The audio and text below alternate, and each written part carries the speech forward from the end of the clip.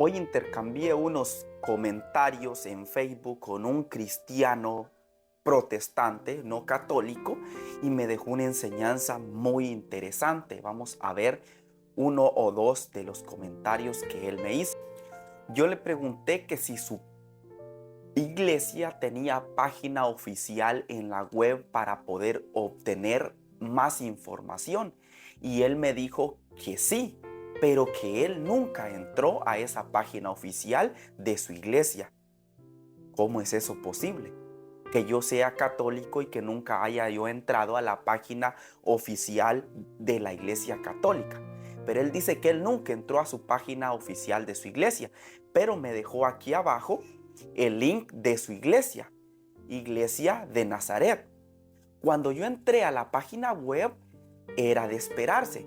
En el comienzo, cuando pone aquí la historia de esta iglesia, dice que la iglesia del Nazareno remonta a su fecha, no cuando nació Jesús de Nazaret, sino que su fecha de aniversario es desde el año 1908.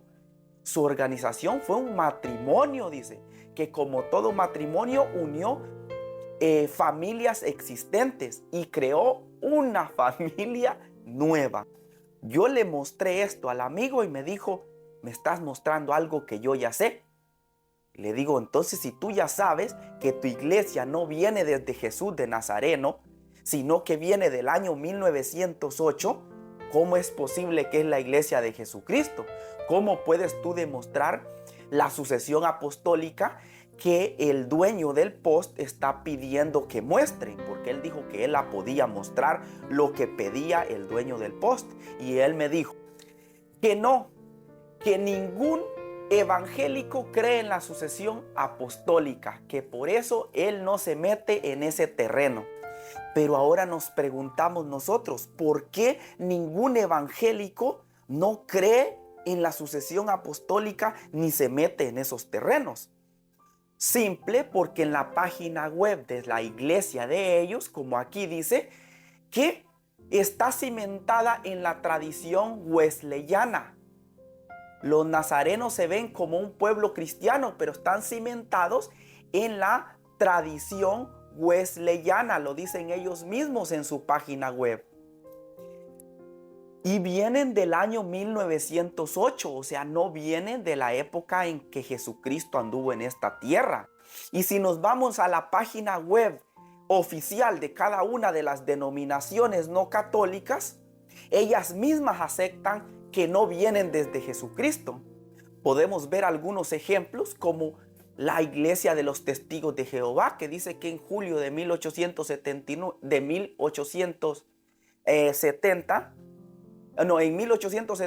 es Charles Russell el que forma el grupo de los estudiantes de la Biblia, que más tarde se llaman Testigos de Jehová.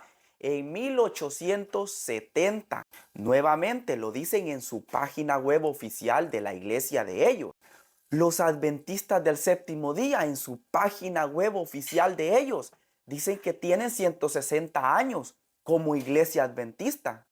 Incluso la fundadora de los adventistas fue bautizada en otra iglesia, en una iglesia metodista, en 1842.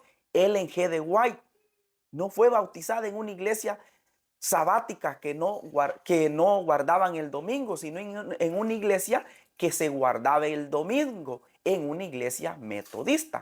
Esa es la razón por la cual estas iglesias no se meten en terrenos de sucesión apostólica, porque no tienen sucesión apostólica, no les conviene. Esas iglesias son nuevas.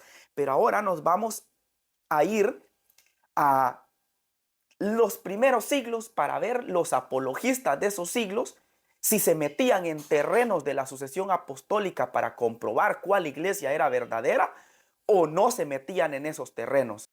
Este historiador protestante, F.F. Bruce, nos va a dar un nombre de un apologista muy importante.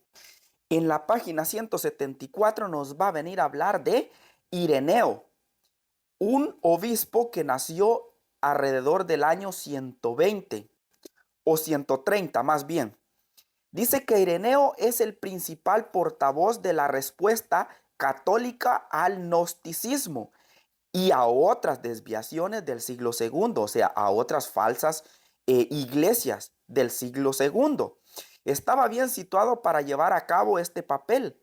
Dice, las escuelas gnósticas afirmaban que eran ellas quienes mejor preservaban la enseñanza original de los apóstoles.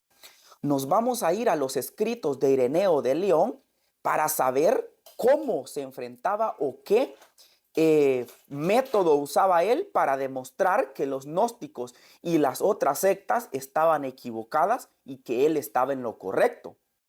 Ireneo dejó varios escritos. En este libro, Ireneo de León, obras escogidas de una editorial protestante, vamos a ver qué nos dice Ireneo contra estos gnósticos. Nos dice aquí en la página 293, rechazo herético de las escrituras: cuando los herejes se ven convencidos por las escrituras, o sea, cuando les demostramos con la Biblia que estamos en lo correcto, ¿qué hacen los herejes? Se ponen a atacar las mismas escrituras afirmando que están corrompidas. El protestantismo, cuando rechaza 7 libros que durante toda la era cristiana se han tenido como canónicos, porque dicen que esos 7 libros están corrompidos, o que no son auténticas o que no concuerdan, pretendiendo que no se puede sacar de ellas la verdad. Dicen que los libros deuterocanónicos no concuerdan con los otros 66 libros que ellos dejaron en su canon después del siglo XIX, para poder sacar doctrinas de la Biblia que a ellos no les convenía creer. Y así, según ellos, no hay nada que objetar y que la verdad esté unas veces en Valentín y otras en Marción y otras en Cerito, luego en Basilides. Exactamente en el protestantismo actual. Ellos alegan que a veces la verdad está en los metodistas, a veces en los bautistas, a veces en los presbiterianos, a veces en la Luz del Mundo, a veces en las Asambleas de Dios, a veces los pentecostales, y así la verdad está dividida en una iglesia invisible que ellos no pueden identificar ni señalar concretamente. Como pueden ver, cualquier doctrina inventada en las iglesias modernas ya fue enfrentada y refutada en los primeros siglos del cristianismo. Ahora en la página 295, iglesias de origen apostólico. Este obispo nos dice: todos los que desean discernir la verdad pueden contemplar en todas las iglesias la tradición apostólica que se manifiesta en el mundo entero. Podemos enumerar los obispos que fueron establecidos por los apóstoles en las iglesias y sus sucesores hasta nuestros días.